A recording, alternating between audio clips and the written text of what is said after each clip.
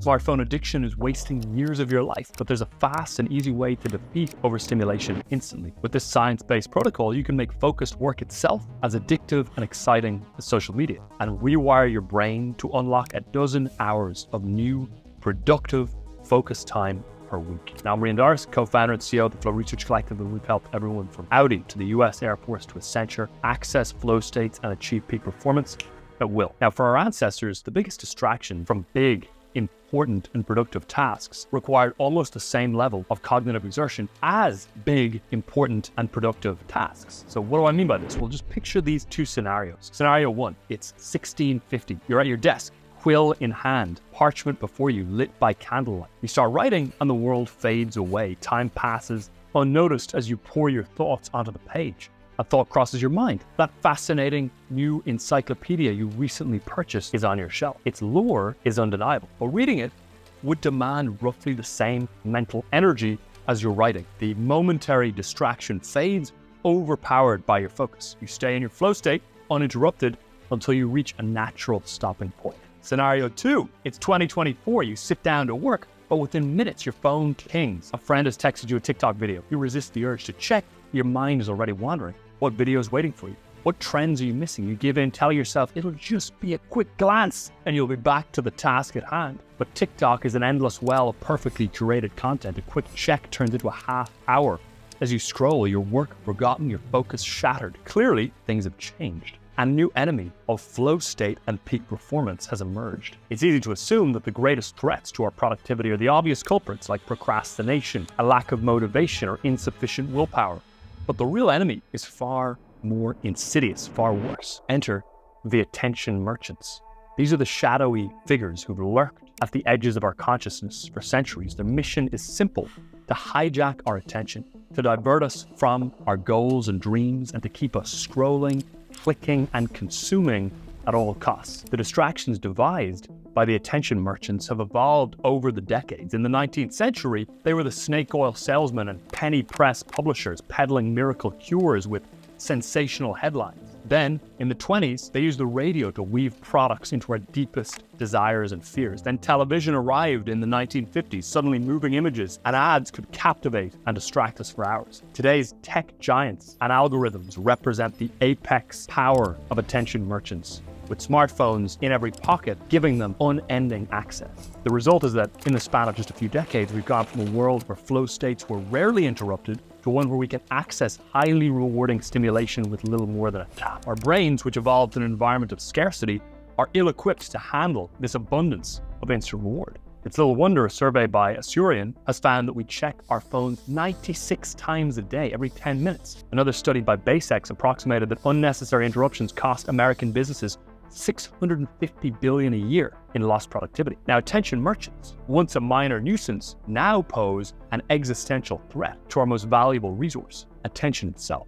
When you try to get into flow, your physiology is going through a transformation. What's happening in your body and brain is a flow state onset. Norepinephrine sharpens attention, dopamine provides motivation, brainwaves slow from beta to alpha and theta, boosting your creativity. Your prefrontal cortex temporarily downregulates to enable more spontaneous, less self-conscious thinking. You're fully absorbed in a state of effortless exertion. This is flow state, and it's allowing you to operate at your cognitive peak. The problem is, in the modern workplace, distractions steal your attention and squander all that performance-enhancing neurochemistry. Your flow state is actively under attack and being blocked. Imagine your attention as a tunnel. When you enter a flow state, that tunnel narrows, focusing your energy into a powerful beam.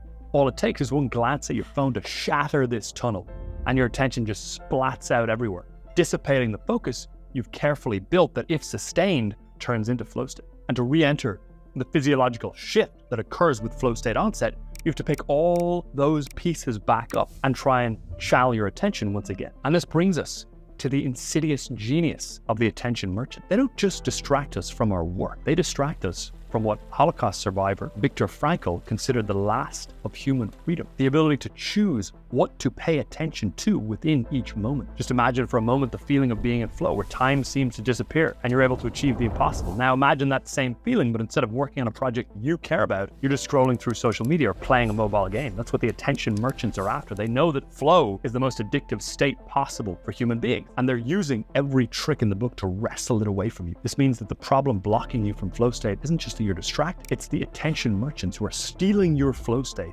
and rerouting it to their goals instead of yours. The amount of flow that's being blocked in this war on our attention is tragic. So what can we do? The first step to winning the fight for your flow state is to fundamentally rethink the relationship you have with your phone. Your phone is the attention merchant's main conduit into your mind. If you want to unlock peak performance, the relationship you currently have with your phone has to die. It can no longer be something that you incessantly check between all gaps in life or use for emotional management or as a primary source of entertainment. There's an inherently accepted relationship that you have with your phone because this sort of phone use is so common and entrenched within yourself and everyone around you. Because of this, most of us can't even see a different possibility. But in the same way, a toddler's relationship with their parent has to change for that toddler to become a fully functioning adult. We have to fundamentally rework our relationship with our phone if peak performance is our goal. Modern humans and their phones are like medieval peasants and their leeches. Back then, people thought these blood-sucking worms cured everything from headaches to obesity. Today, we find that idea repulsive. Yet at the time, it was considered perfectly normal, even beneficial. Today, our phone use isn't so different. Leeches sucked blood, our phones suck time, focus, and connection. The bottom line is this: if you want more flow, use your phone less. The less you use your phone, the more flow you get and the more productive you are as a result. Now, most of us will fall prey to our evolutionary wiring. We'll get exploited by the attention merchants and spiral off track, but you can be an exception. There's a way to gain the upside of modern technology without suffering the downside. There are 3 steps to reclaiming your attention from the attention merchants and winning the fight for your flow state. This brings us to the first step: taking your phone from toy to tool. Now, in the early 1970s, psychologists Daniel Kahneman and Amos Tversky revealed that humans are not rational actors. Our choices are influenced by biases and heuristics. Their experiments showed that choice architecture, how options are presented in our environment, can shape decisions in ways we don't even realize. Even small environmental changes can lead to big behavioral shifts, for better or for worse. And in the attention economy, digital environments are designed to exploit our weaknesses. Notifications, social feeds, and endless content loops trigger dopamine release, turning your smartphone into a dopamine slot machine. Every check, scroll, or swipe is designed to keep you hooked, even when you should walk away. Instead, start to see your attention as your most precious asset, investing it like a world-class hedge fund manager rather than a compulsive gambler. So here's the rule: environmental design trumps willpower and discipline every time. Yes, willpower matters, but willpower is a finite, drainable resource. We cannot rely on willpower alone. We must become the architects of our own surroundings, deliberately crafting the contexts that shape our lives, becoming our own puppet masters, designing the strings that we want to pull ourselves in whatever direction we want to go, rather than having the attention merchants puppet master us toward their goals at the cost of our own. As the Zen master Shinzen Young says, if you can't be disciplined, be clever. I will add to this further and say, even if you are disciplined, still be clever. You see, environmental design is about cleverly removing the need to constantly battle temptation, like not having a plate of cookies on your desk if you're trying to eat healthier. The most powerful way to win the fight for your flow is to decrease the reach and angles in which distraction can bleed into your life. So grab your phone right now if you really want to win the war on your attention and wrestle your flow state back from the attention merchants. Follow along and take these actions right now. Don't just save this for future reference. Now, you can also download a free checklist of all of these steps for defeating distraction and reclaiming your flow state. Just click the link in the description, you can get it immediately. First action here is to disable all notifications. Turn off all notifications for all apps, including essential ones like phone, messaging, and calendars. The heuristic here is that anything signaling you to pay attention to it without your choosing has got to be disabled. By this, we mean every notification, such that you never have any pop-ups, any red dots or notifications ever for anything, including the phone and messages themselves. This liberates you from intrusive red dots and constant interruptions and makes your phone 100%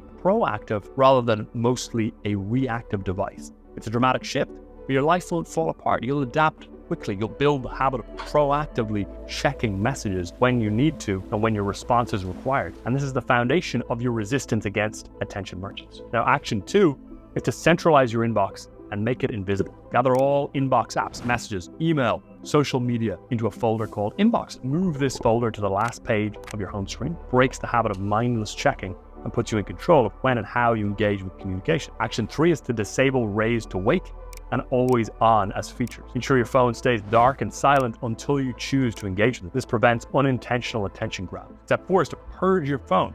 First, remove all app icons, widgets, and folders from your home screen. Keep only 0 to 4 essential apps as visible.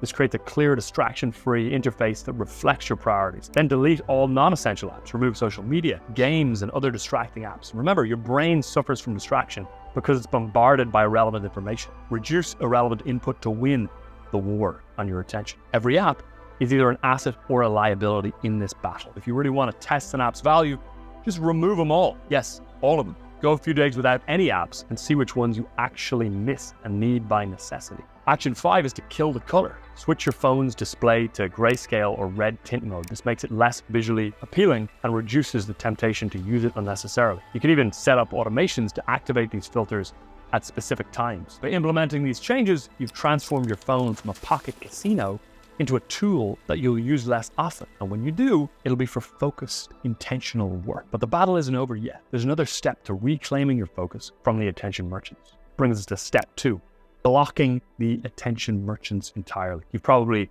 heard of and tried blocking apps. The problem is they don't work very well because you can easily undo an app or distraction blocker on your phone as a general rule. I can't tell you how many times over the years I've downloaded one of those app blockers, put it on, and then a few days or weeks later, just turned it back off when I was really feeling susceptible to distraction. If you want this to work properly, you need total, irrecoverable blocking that doesn't end, with the only solution being a new phone or a hard reset. That's what we're going for. That's the real, true, fundamental solution to win the war on attention. So here's how to do it. Now, if I had 5 minutes and could only give someone a single solution for defeating distraction and increasing available time in a given week for productive activity, this would be it.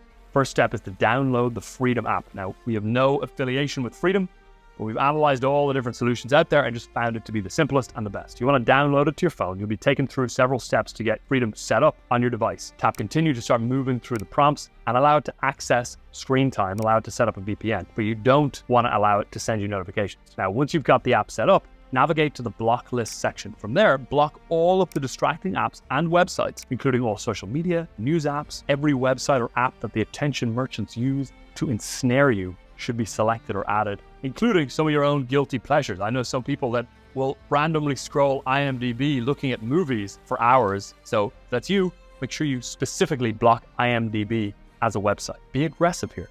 It's worth fighting for your FlowState. Next, navigate to the sessions screen. Then select the block list you just created. Then create a recurring session for 7 days a week, 24 hours a day, so that Freedom is running all the time. Some will give themselves an hour per day where they can just use whatever apps they want, just so they can make the block more tolerable in the short term. But the choice of a peak performer is obvious. Make it impossible for the attention merchants to steal your attention from you for good all the time. Now, this final step is crucial. Open the settings menu. It's the gear icon at the bottom right, and enable 2 key settings, locked mode and uninstall protection. This prevents you from ending the session early, even if temptation strikes. This makes it impossible to delete any app while lock mode is active. That way you can't just delete the app or log out to regain access to the apps and site you blocked.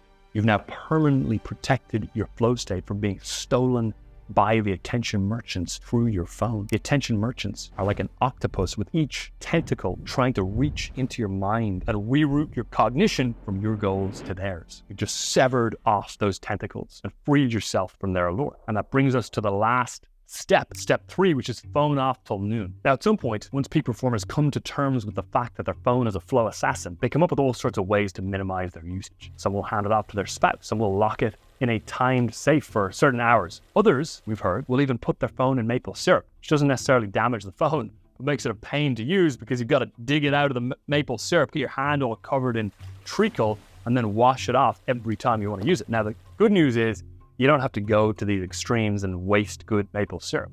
But all of these approaches do illustrate something important, which is that your phone isn't merely a distraction. It's the #1 enemy of flow. Don't let it be the central control panel for your whole life. It's a tool you use only where essential. The things you do that fundamentally change the trajectory of your career and lead to the achievements and impact you'll look back on your deathbed likely doesn't happen on your phone. Now, if you think otherwise, whatever thing you're doing on your phone that you do consider incredibly productive and essential to your long-term boldest goals can probably be done more productively on a desktop without all the downsides of your phone. So the rule is simple: flow before phone. Your brain's flow proneness is highest in the morning after waking. That's because your cognitive load is low, and upon waking, your brain waves are closer to the brain waves we see in flow, alpha and theta. So on your calendar, protect this block like a mama bear with cubs. From there, aim to have your phone off, out of reach, out of sight, and inaccessible for more than 75% of your time. The simplest way to achieve this is through a phone fasting protocol, putting your phone off fully until noon every day. We call this phone off to noon. This means no matter what, you don't use your phone until noon every day. This gives you plenty of space to knock out your key goal-directed actions while in FlowState.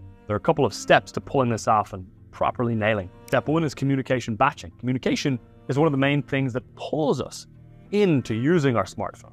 And while communication is essential, constant communication is crippling. The key is to batch it ruthlessly, to maintain momentum on what matters. So ask, what are the minimum times per week you can check your email and Slack? Ideally 2 to 3 times a week at most. Then, what are the times per day you can check the messages or emails on your phone? Ideally once a day for no more than a total of 60 minutes. If you really need to respond a lot, you can do twice a day. What you want is the lowest amount possible. And what's possible is often much lower than you think. So the step to take here is to pick the best time of day to communicate. Our suggestion is to do this during what we call the trough, your physiological energy dip that tends to occur in the afternoon. Keep your phone off, and messages should be ignored completely until that block. To make this easy, first schedule recurring meetings with the key people that you need to stay in sync with in your life, whether it's your spouse or colleagues or business partners, whatever it is, so that instead of having to check in sporadically throughout the week or any given day, that's blocked out in advance, and you know that you have a sync coming up pre-scheduled at a time that actually works. Then schedule a specific time each day, again, ideally once, maximum twice, to check and respond to messages, emails, Slacks, whatever it is. Another reason this is key is because constant check-ins eat away at your rumination and creativity and compromise memory encoding. Both of these things make it harder to focus. Decreased memory encoding leads to increased time pressure, and increased time pressure makes it harder to sink into the present moment and slide into flow. Now, tell those you interact with about your new communication schedule.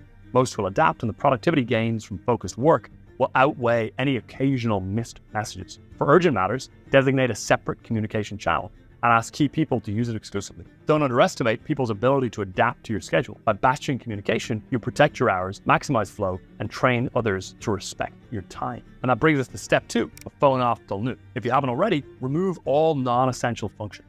The stuff that you kind of like being able to do on your phone, but that you know is sabotaging your ability to get into flow, like checking the news or whatever it is. All of that should be cleared from the prior steps. Next, we've got to identify the essential functions on your phone, the things you actually need to be able to do, that you use your phone for, that are essential. Next, replace these essential functions with analog alternatives wherever possible. For example, use a real alarm clock, wear a watch, carry a notebook, so you can write down notes if that's something you use your phone for all the time. And delegate to your desktop. Use your desktop computer for tasks that don't need to be mobile. Check your calendar and take calls on your computer.